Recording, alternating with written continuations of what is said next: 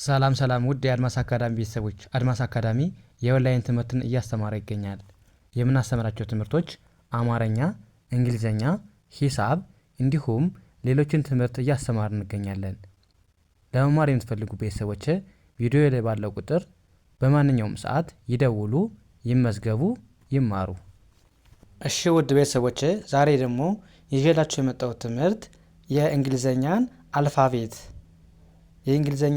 አልፋቤት እንዴት በቀላል መንገድ ድምጻቸውን ማወቅ እንደምንችል እንዲሁም ተነባቢ ከአናባቢ እንዴት መለየት እንደምንችል የምናይበትን ትምህርት ወይም ቪዲዮ ይዤላችሁ መጥቻለሁ ማለት ነው።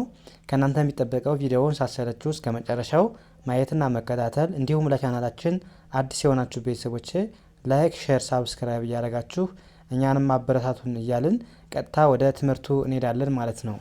የመጀመሪያው አልፋቤት እንግዲህ ኤ ነው። አ ብለን እናነበው እንችላለን። አ ወይም ራሷን ኤ ብለን እናነባታለን። ኦኬ።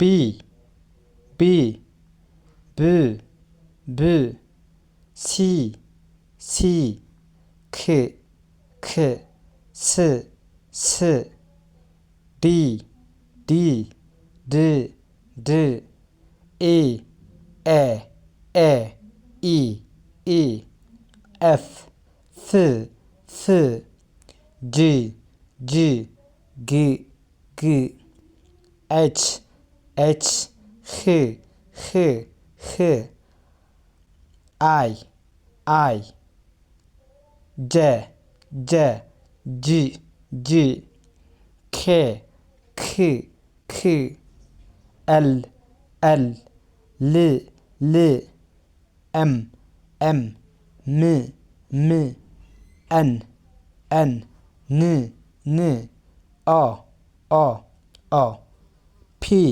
ፕ ፕ ፒ ፕ ያ ኪው ቅ ቅ አር ር ር እዚህ ጋር ረ ሳትሆን ር ነች። ይቅርታ በስተት ነው ማለት ነው። ኦኬ።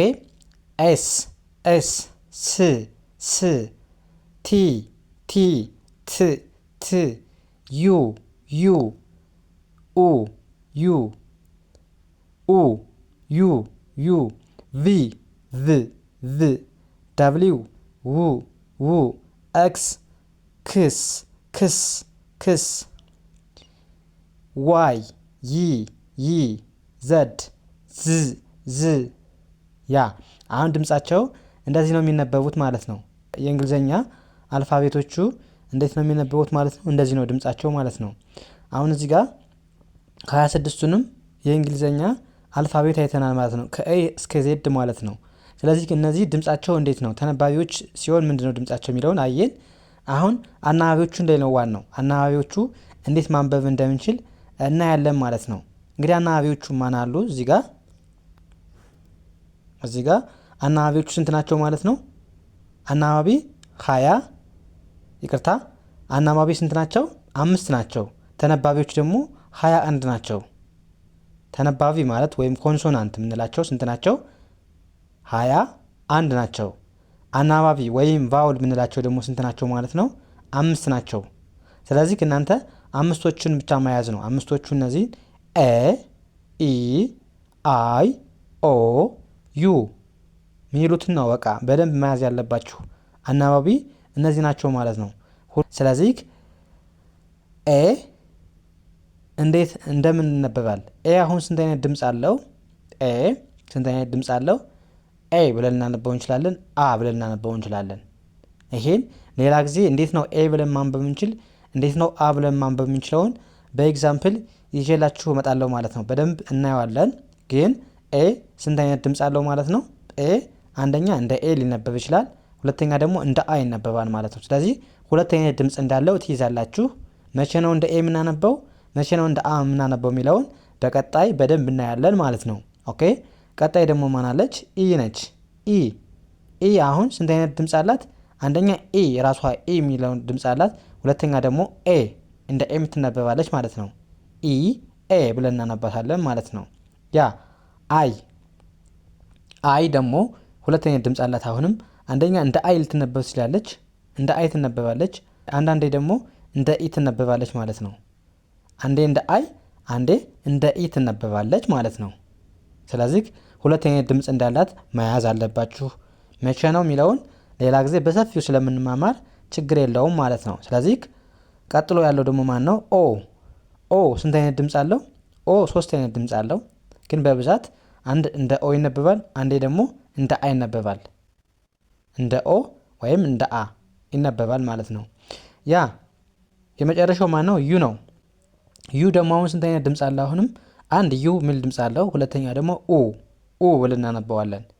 ስለዚህ አናባቢዎቹ ሁለት አይነት ወይም ከዛ በላይ ድምፅ አላቸው። ስለዚህ መቼ ነው አሁን ኤን አንዴ እንደ ኤ አንዴ እንደ አ መቼ ነው የምንጠቀመው የሚለውን ሌላ ጊዜ በሰፊው ስለምንማማር አሁን እናንተ ድምፃቸው ምን እንደሆነ እንድታዩልኝ ስለፈለግኩ ነው ይህን የጻፍኩላችሁ ማለት ነው። ቀጣይ በሰፋ ባለ ትምህርት ስለምንማማር ችግር የለውም ማለት ነው። ስለዚህ በዚህ መልኩ ማጥናት ትችላላችሁ ማለት ነው የእንግሊዝኛ አልፋቤቶችን። ኦኬ አሁን ድምፃቸውን እስኪ አንዴ በእንትን እንበላችሁ። ኤ ቢ ሲ ዲ ኢ ኤፍ ጂ ኤች አይ ጄ ኬ ኤል ኤም ኤን ኦ ፒ ኪው አር ኤስ ቲ ዩ ቪ ደብሊው ኤክስ ዋይ ዜድ። ድምፃቸውን በዚህ መልኩ ብትይዟቸው አሪፍ ነው። ድምፃቸው ቀለል ይላቸዋል ማለት ነው። ስለዚህ ምንድን ነው ሙሉውን የእንግሊዝኛ አልፋቤት እንደዚህ ድምፃቸውን ማወቅ አለባችሁ ማለት ነው። ኤ አ እንደሆነ፣ ቢ ብ እንደሆነ፣ ሲ እንደ ክም እንደ ስም እንደሚነበብ ይህን እዚህ ጋር ጽፌላችኋለሁ ማለት ነው በአማርኛ። ስለዚህ እናንተም በቀላል መንገድ በዚህ መልኩ ብትረዱ አሪፍ ነው ማለት ነው። ኦኬ የዛሬው ክላሳችን እዚህ ጋር እናብቃ። ቀጣይ በሌላ ትምህርት እስከምንገናኝ መልካም ጊዜ ተመኘሁላችሁ። ሰናይ ጊዜ